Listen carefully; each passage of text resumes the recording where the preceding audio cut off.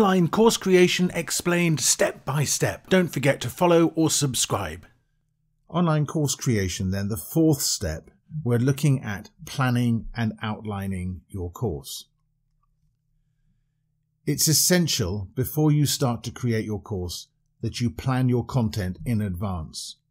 I've already mentioned the problem solution, and you do need to have this clear process which takes a problem and derives a solution for it. A clear route from A to B for your students to travel.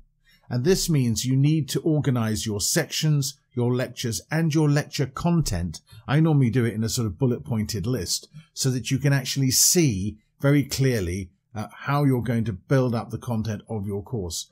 And once you've got this written, and if you're expert in the subject, it's not difficult to write, but maybe getting some of the detail takes a bit more research. But once you've got this written, actually creating the course is relatively straightforward because you've done the hard creative work in putting that plan in place.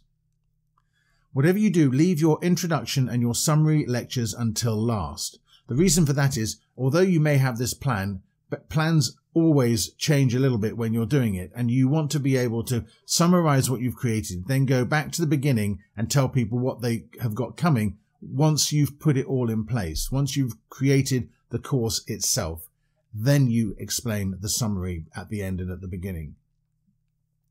Ensure that your title, the title of your course, is very purpose-driven. It explains very clearly who it's for and the problem it's solving, and as succinctly as possible, and using keywords and topic words as much as possible to help in SEO. And we're going to talk about search engine optimization.